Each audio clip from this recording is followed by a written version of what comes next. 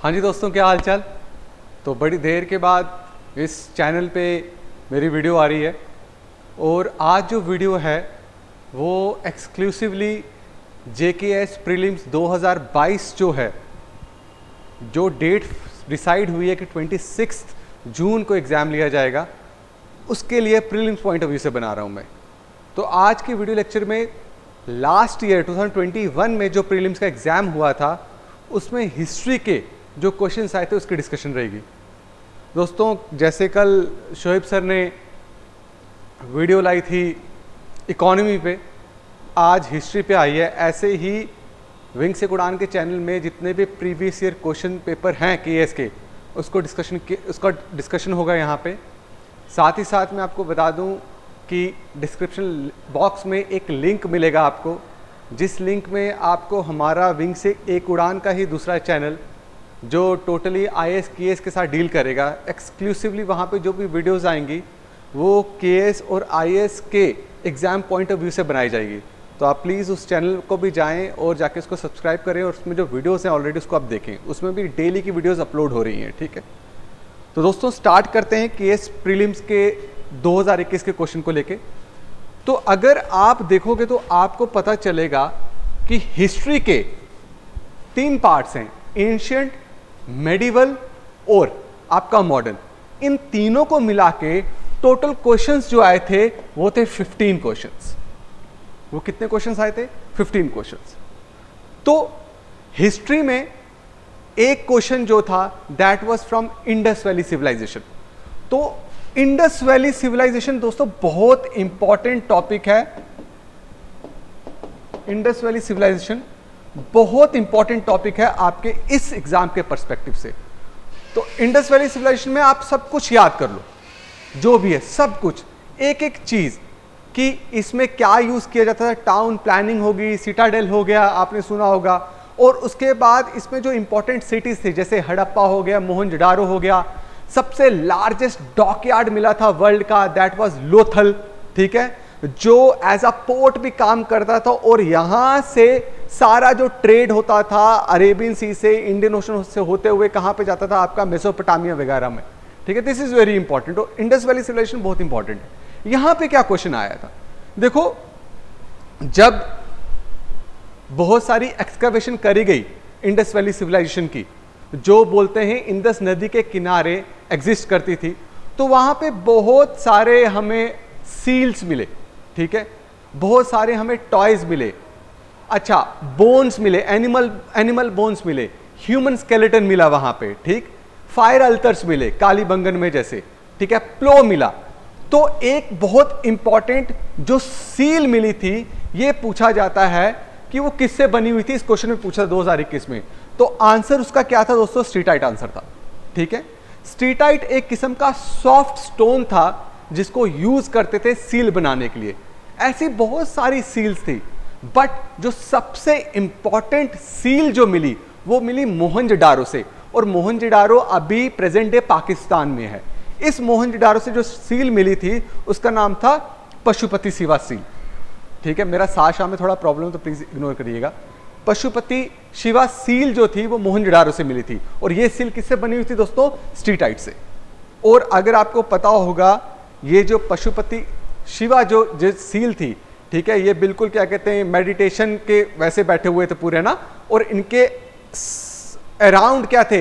Animals थे। मतलब he was surrounded, that seal was surrounded by animals. ठीक है, वो एनिमल कौन कौन से दोस्तों? वो एलिफेंट, टाइगर, ये बहुत इंपॉर्टेंट है।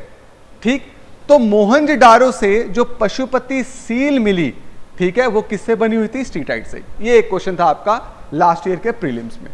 ठीक है, चलें दोस्तों आगे। अब उसके बाद वेदा से एक क्वेश्चन था कि आप बताएं कि which among the following has 2 groups. इनमें से, ठीक है, शुक्ला और कृष्ण किस ग्रुप में आते थे? तो आंसर क्या था इसका? यजुर्वेद। क्या आंसर था दोस्तों? यजुर्वेद। यजुर्वेद को और क्या बोला जाता है? Book of prayers. इनको क्या बोला जाता है? Book of prayers. और ये यजुर्वेद 2 ग्रुप में डिवाइडेड थे। एक ग्रुप कौन सा था? शुक्ला। एक था कौन सा? आपका कृष्णा। ठीक है दोस्तों, क्लियर है, समझ गए। और शुक्ला यजुर्वेद को हम क्या बोलते थे? व्हाइट यजुर्वेद भी बोलते थे, और कृष्ण यजुर्वेद को हम क्या बोलते थे? ब्लैक यजुर्वेद भी बोलते थे। ठीक है, शुक्ला यजुर्वेद में क्या थे? मंत्र थे, मंत्र। और व्हाइट यजुर्वेद क्या करता था? Commentary in prose. ठीक है, दिस इज इंपॉर्टेंट। अब एक आ गया मेडिवल से। मेडिवल में ये क्वेश्चन था कि आप बताएं कि जो चांदनी चौक है जो दिल्ली में है ना, ठीक है, ये चांदनी चौक किसने बनवाया था, किसने डिजाइन किया था इनमें से? तो याद रखिएगा, जो जहां आरा थी, जहां आरा, ठीक है, उन्होंने, वो कौन थी जहां आरा? ये थी बेटी किसकी? शाहजहां की। शाहजहां ने क्या बनाया था? शाहजहानाबाद। ठीक है, शाहजहानाबाद क्या जी? ओल्ड दिल्ली का नाम है, याद रखना, कैपिटल जिसको बनाया था शाहजहां ने। वहीं पे जो चांदनी चौक डिजाइन किया था और किसने बनवाया था? उनकी बेटी, जिनका नाम था जहां आरा बेगम। ठीक है दोस्तों, क्लियर है? ये मेडिवल से एक ये क्वेश्चन। मेडिवल से एक और क्वेश्चन आया हुआ था, वो हम आगे डिस्कस करेंगे। अब देखो, ये क्वेश्चन बहुत सारे बच्चों का गलत हो गया था। ठीक है, तो आपको थोड़ी अप्रोच भी पता होनी चाहिए कि मुझे क्या क्या पढ़ना है। ठीक, अहोम किंगडम कहां की थी दोस्तों? पहले तो ये आपको पता होना चाहिए, अहोम किंगडम थी असम की, प्रेजेंट डे असम की। ठीक है जी, इस किंगडम ने मुगल आर्मी को डिफीट किया था। पूछा गया है इसमें कि अहोम किंगडम के उस वक्त कमांडर कौन थे जिन्होंने मुगल आर्मी को डिफीट किया था? वो आंसर आपका क्या? लसित। लक्षित नहीं बोलेंगे इसको, लसित बोलेंगे। Lachit Borphukan. Lachit Borphukan was the commander of Ahom army, जिन्होंने, ये बैटल ऑफ श्रीनगर नहीं, इन्होंने गलत कर दिया, बैटल ऑफ सराय घाट है, यहां पे मुगल आर्मी को डिफीट कर दिया था। ये एक नेवल बैटल था, यहां पे मुगल किंगडम को बहुत नुकसान पहुंचा था दोस्तों। ठीक है जी, क्लियर है? ये समझ आ गया? अब देखो, एक चीज समझाने की कोशिश कर रहा हूं मैं आपको। यहां पे क्वेश्चन है कि क्रोनोलॉजिकल ऑर्डर में, कि पहले कौन, फिर कौन, उसके बाद कौन, उसके बाद कौन, अरेंज करो इन चारों को। ऐसे क्रोनोलॉजिकल ऑर्डर क्वेश्चन हिस्ट्री में बहुत पूछे जाते हैं।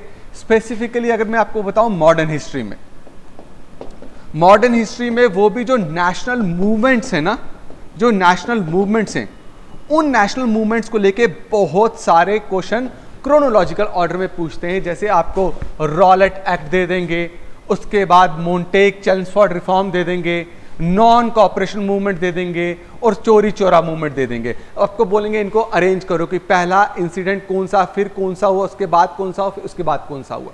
ये आपको पता होना चाहिए। ठीक है, तो ये एक होमवर्क है आपके लिए कि इसको अरेंज करें और कमेंट सेक्शन में बताएं इसको। ठीक है, और ये भी बताइएगा कि रजिया सुल्तान जो है वो कौन सी डायनेस्टी को बिलोंग करती थी। ठीक है, और इल्तुतमिश के बारे में मैं चाहूंगा कि आप कोई एक फैक्ट मुझे वहां पे कमेंट बॉक्स में जरूर बताएं। ठीक है जी, चलें आगे। कुछ क्वेश्चंस हैं जो मैं डिस्कस करूंगा। ठीक है, अब ये देखिए, मॉडर्न हिस्ट्री का एक और क्वेश्चन आया। मॉडर्न हिस्ट्री का क्वेश्चन है कि बताइए 1906 में जब मुस्लिम लीग की फॉर्मेशन हुई तो वो कहां हुई? तो आंसर क्या है इसका दोस्तों? आंसर इसका ढाका है। क्या आंसर है इसका? ढाका। याद रखना। ठीक, the all India Muslim league, popularly known as Muslim league, was founded in Dhaka. ठीक है, अभी प्रेजेंट डे वो कहां पे है? बांग्लादेश में। तो मुस्लिम लीग का, और आपको यहीं पे एक और चीज कनेक्ट करनी है कि मुस्लिम लीग पार्टीशन ऑफ बंगाल को भी सपोर्ट कर रही थी। ठीक है, पार्टीशन ऑफ बंगाल को भी मुस्लिम लीग सपोर्ट कर रही थी, और यही मुस्लिम लीग ने बाद में जाके सेपरेट इलेक्टोरेट की डिमांड करी, और लास्ट में जाके किसकी? सेपरेट पाकिस्तान की डिमांड करी। ठीक है जी, अब बच्चा वर्नाकुलर, ये मॉडर्न हिस्ट्री का क्वेश्चन। अभी जो मैंने आपको इससे पीछे, उससे पीछे बताया वो मॉडर्न हिस्ट्री के क्वेश्चन थे। ठीक है, बोला वर्नाकुलर प्रेस एक्ट जो 1878 था, ये लॉर्ड लिटन ने जो अडॉप्ट किया था, इसके पीछे इंटेंशन क्या थी? जब वर्नाकुलर का मतलब होता है लोकल, लोकल लैंग्वेजेस में जो उस वक्त न्यूज़पेपर छपते थे, उसको, उसमें रोक लगाने के लिए लॉर्ड लिटन की क्या इंटेंशन थी? देखो, होता क्या था कि बहुत सारे उस वक्त जो लोग थे, उनको इंग्लिश नहीं आती थी, संस्कृत नहीं आती थी, तो और जो डिस्क्रिमिनेशन उनके साथ हो रहा था, जो ब्रिटिश पॉलिसीज उस वक्त इंप्लीमेंट की गई थी, जिससे बहुत ज्यादा एक्सप्लॉयटेशन होती थी लोगों की, तो उससे कैसे अवेयर होंगे? इंग्लिश में तो लिखेंगे नहीं, क्योंकि लोग वहां की हिंदी, संस्कृत उनको इतने अच्छे से नहीं आती थी। तो लोकल लैंग्वेजेस में जो अवेयर्ड, क्या कहते हैं, लीडर्स थे, उन्होंने लोकल लैंग्वेजेस में प्रेस बनाई जहां से न्यूज़पेपर निकलते थे और उनको ब्रिटिश की पॉलिसीज के रिलेटेड अवेयर किया जाता था। तो इससे क्या हो रहा था, ब्रिटिशर्स को खतरा था, है ना, कि कुछ आगे ऐसा कुछ मूवमेंट ना चल जाए जिससे हमारी एडमिनिस्ट्रेशन को कोई नुकसान पहुंचे। तो ये वर्नाकुलर प्रेस एक्ट पास किया गया, लॉर्ड लिटन ने पास किया। ये क्या था कि भाई जो भी वर्नाकुलर न्यूज़पेपर हैं उन पे क्या किया जाए, रोक लगाई जाए। स्पेशली जो डिस्ट्रिक्ट थे, डिस्ट्रिक्ट के मजिस्ट्रेट को ये पावर दे दी, उनको एम्पावर कर दिया कि अगर कोई भी न्यूज़पेपर ब्रिटिश अथॉरिटी के खिलाफ कुछ भी लिखता है तो उसकी आप प्रॉपर्टी को क्या कर सकते हो जी, सीज कर सकते हो। ठीक है, ये था मतलब राइट टू फ्रीडम जो है वो ये इस एक्ट के थ्रू क्या किया जा रहा था, कर्टेल किया जा रहा था दोस्तों। ठीक है जी, चलें आगे, कोई प्रॉब्लम तो नहीं। ये वित्तीय टैक्स, ठीक है, जो वित्तीय टैक्स है, पहले तो बात ये किसके टाइम पे आया था, चोला एम्पायर के टाइम पे। बहुत सारे बोलते हैं मराठा, नहीं, ये चोला एम्पायर के टाइम पे आया था। वित्तीय टैक्स क्या था, ये टैक्स था जो चोला एम्पायर के टाइम पे कलेक्ट किया जाता था in the form of force labour, sorry food grain नहीं, in the form of forced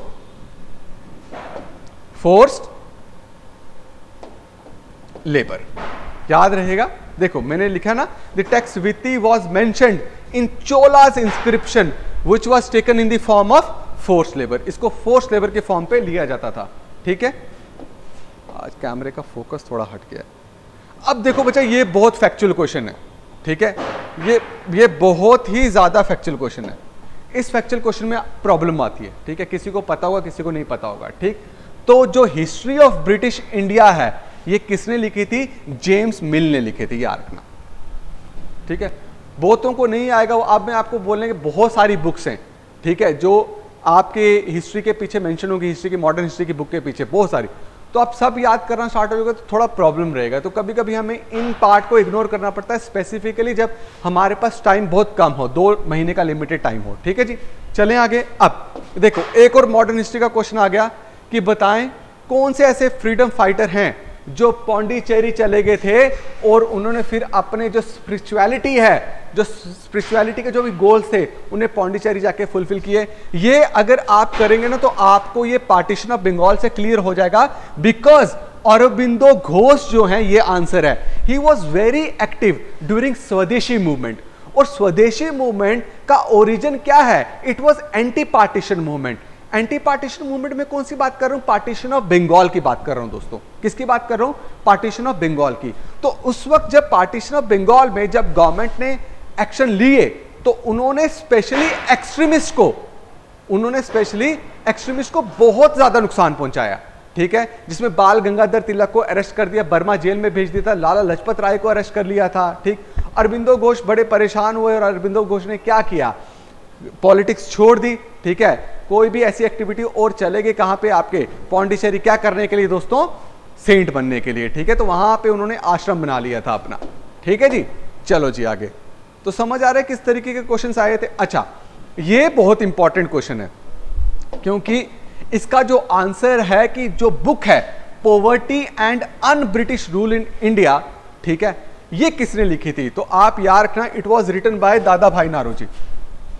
ठीक है, दादा भाई नौरोजी ने इसमें यह बताने की कोशिश करी कि किस तरीके से ब्रिटिश रूल से इतनी ज्यादा पॉवर्टी एग्जिस्ट कर रही है और हर साल हर महीने वो राइज करती जा रही है। और फूड क्राइसिस का, अनएम्प्लॉयमेंट का ये रीजन क्या है जी, जो ब्रिटिश की जो इकोनॉमिक पॉलिसीज है उसमें क्या करते थे, उन्होंने इतने हैवी टैक्सेस लगाए थे और इस तरीके से पॉलिसीज को फ्रेम किया था कि जो इंडियन गुड्स हैं in comparison to British good वो इंटरनेशनल मार्केट में एग्जिस्ट ही नहीं कर पाए। ठीक है, और आहिस्ता आहिस्ता उन्होंने क्या किया, हैंडीक्राफ्ट खत्म किया। सब खत्म करने के बाद इंडिया को क्या बना दिया, as a raw material country. जो रॉ मटेरियल यहां से इंडिया से उठा के ब्रिटिशर्स ले जाते थे, कहां पे, ब्रिटेन में, वहां पे उसको प्रोसेस करते थे, फाइनल प्रोडक्ट बनाते थे और उसको बेचते थे कहां पे, आपके, उसको बेचते थे कहां पे, आप आके उस प्रोडक्ट को वापस इंडियंस को बेचते थे। तो इस तरीके से जैसे वेल्थ ये ड्रेन कर रहे थे, वो कहां मेंशन किया दादा भाई नौरोजी ने, poverty and un British rule in India. और उसके बाद मैं आपको एक और चीज बताऊं कि दादा भाई नौरोजी का बहुत बड़े बड़े रोल प्ले थे। आप याद रखना, दादा भाई नौरोजी को grand old man of India भी बोलते थे।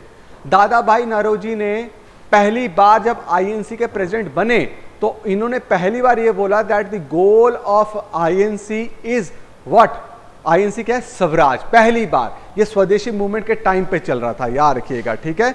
इन्होंने ही लंदन इंडियन सोसाइटी भी बनाई थी।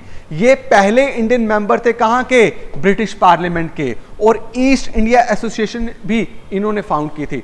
Very important question related to Dadabhai Naoroji. तो कभी भी दादा भाई नौरोजी आए तो दादा भाई नौरोजी के बारे में आ गया। ये पहले पारसी थे जो प्रेसिडेंट बने आईएनसी के, और ये ऐसे क्या कहते हैं लीडर थे आईएनसी के जो 3 बार क्या बने हैं, प्रेसिडेंट बने हैं आईएनसी के। दोस्तों उम्मीद करता हूं आपको ये चीज समझ आई होगी। चलो आगे। तो ये कुछ क्वेश्चन थे दोस्तों जो आपके हिस्ट्री के रिलेटेड पूछे। टोटल 15 क्वेश्चन थे। मैंने आपको बता दिया कि किस किस तरीके से ये क्वेश्चंस पूछे गए। एक और क्वेश्चन मैं आपको बताता हूं, that is what, Gadkari uprising. ठीक है, बोला जो गडकरी अपराइजिंग है जो 1844 में हुआ था, ये कौन सी जगह में हुआ था इनमें से? तो आंसर क्या आपका, कोल्हापुर। आप याद रखना, जब भी कोई अपराइजिंग आप पढ़ते हो ना, संथल क्या कहते हैं रिबिलियन हो गया है ना, भिल्स रिबिलियन हो गया, तो उसमें एक तो आपने याद रखना कि जगह कहां पे है, किस जगह में हुआ था और उसका लीडर कौन था। जैसे यहां पे कहां हुआ था, कोल्हापुर रीजन, जो कहां पे है, महाराष्ट्र में। ठीक है, और इसको किसने लीड किया था, कृष्णा पंडित ने। ये बहुत इंपॉर्टेंट है, ये चीजें आपने याद रखनी जब भी अपराइजिंग के बारे में पढ़ना है। इतना डिटेल में ना, सबसे पहले जो आपको फैक्ट्स याद रखने हैं कि किस डेट को ये हुआ था, कौन सी जगह हुआ था और इसका लीडर कौन था। इसके बाद आप पीछे कारण याद करेंगे किन कारणों की वजह से हुआ था। ठीक है जी, ऐसे आपको हिस्ट्री के क्वेश्चंस को याद करना है। कोई प्रॉब्लम दोस्तों यहां पे? तो ये टोटल 15 क्वेश्चंस थे, ठीक है, जो मैंने बताया। और भी मैं आपको क्लियर कर दूं कि बहुत जल्दी हम जेकेपीएससी प्रीलिम्स के प्रीवियस ईयर क्वेश्चंस जो हैं उसकी डिटेल्ड एक्सप्लेनेशन के साथ बुक लॉन्च करने वाले हैं बड़े जल्दी। अराउंड 60 to 70% मटेरियल तैयार हो चुका है विद फुल एक्सप्लेनेशन, और ये मे बी मिड मई तक या सेकेंड वीक ऑफ मई तक हम कोशिश करेंगे कि बुक मार्केट में आ जाए। ठीक है, it will be very helpful for you, because हमने हर एक क्वेश्चन की बहुत डिटेल में एक्सप्लेनेशन दी है, तो आपको वहीं से बहुत सारे फैक्ट्स, ठीक है, बहुत सारे कॉन्सेप्ट्स वहीं से आपको क्लियर हो जाएंगे। उम्मीद करता हूँ आपको ये वीडियो पसंद आई। भूलना नहीं, डिस्क्रिप्शन बॉक्स में लिंक शेयर किया है हमारे नए यूट्यूब चैनल का, जिसमें केएस और जेकेएस और आईएएस के आपको वीडियोस मिलेंगे। Thank you so much guys, thank you.